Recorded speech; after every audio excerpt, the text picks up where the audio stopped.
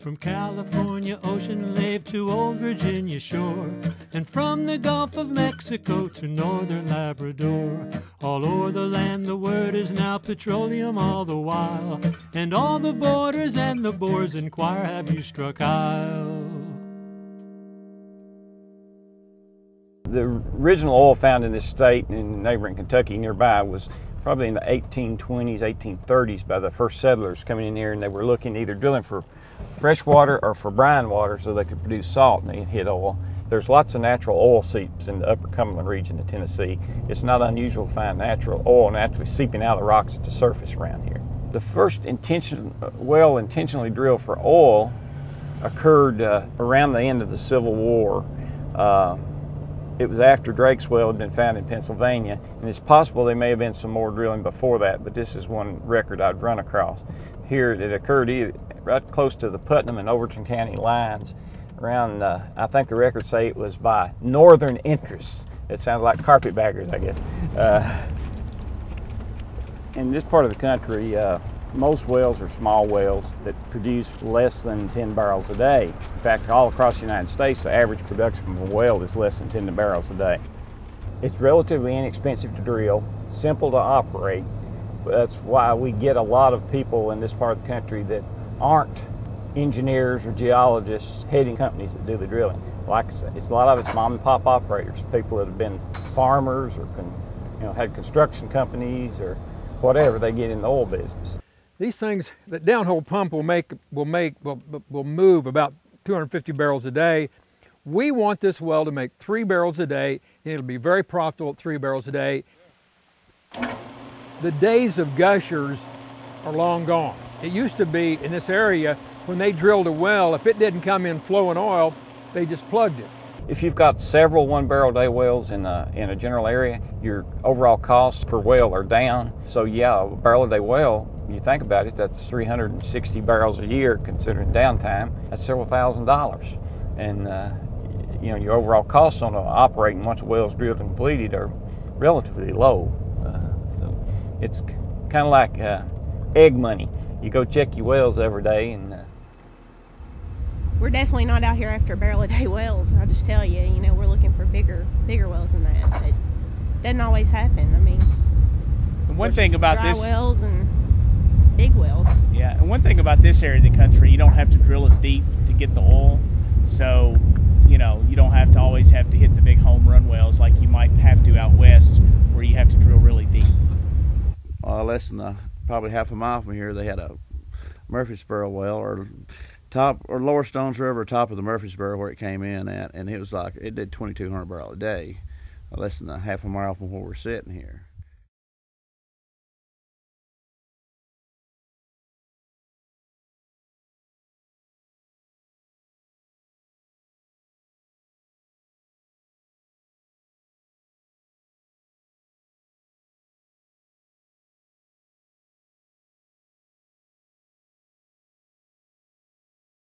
Horizontal drilling and fracking have changed the ball game in not only Tennessee but everywhere on how you look at might be economic to drill.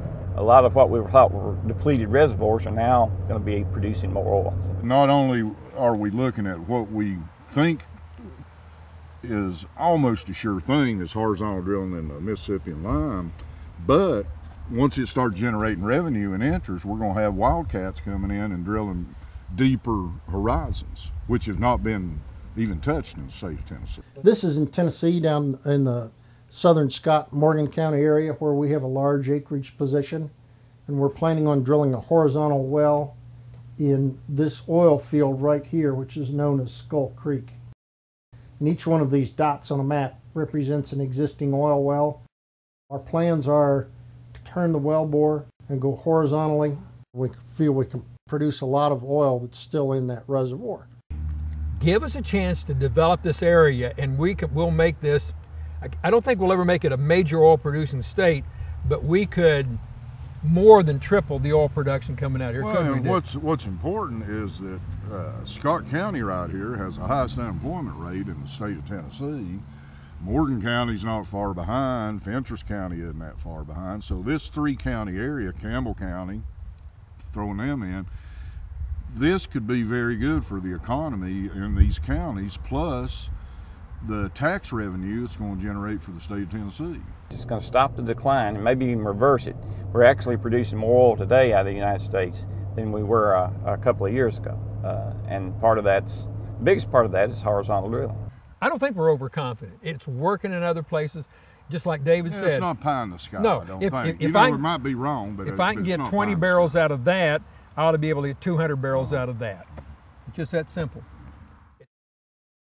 Rule 0400-54-01-.07 to require containment pits around all tank and tank batteries, regardless of their location, and prohibit such tanks from being located closer than 100 feet to a state highway or county road.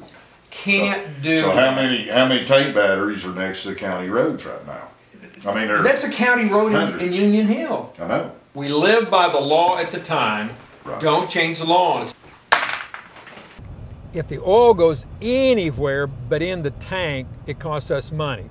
So we don't want oil in the ground. We don't want oil on the ground, and we don't want oil going into a zone that it shouldn't go into. And unfortunately, the state appears to be trying to regulate us out of business.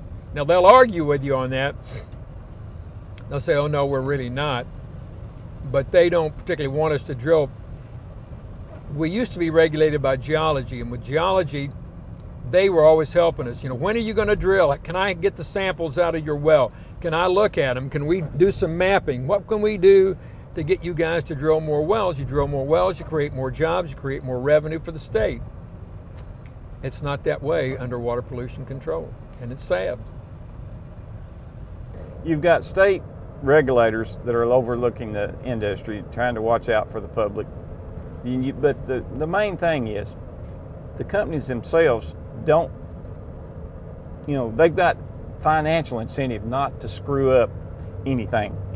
It costs you money if you have water mixed in your oil. It costs you money if you have a spill out here. But I still think the overriding reason is we want to be good citizens. We don't want to mess things up. Like I say, most of us live around here. I was born and raised in this region of the country. So now we want things to be done right, but we want a right to make a living, and we want a right to be able to develop our resources. It's good for people like me that's got a job doing it. It's good for landowners that benefit from the money they receive. That's the good part. The bad part is that the environmentalists in a lot of cases have gone absolutely nuts. And they won't believe us when we tell them what we're doing. They won't believe us, and they won't hire their own experts. So they're a little hard to deal with. They deal on emotion. Well, you're ruining no, I'm not ruining the environment. There's a category of things that happen. Some you anticipate.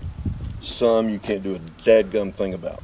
The ones you can anticipate, you try to put in preventive measures. And that works.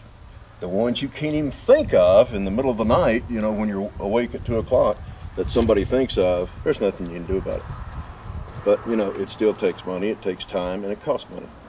So, the reality is, this ain't Jed Clampett. You don't shoot and get mud or oil coming out of the ground. You got to work for it. That's all we want to do is work for it. People traditionally don't like oil people. Lawyers, garbage men, and oil people. We're kind of right in that. But the people up here, politicians, no. Politicians, right. Yeah,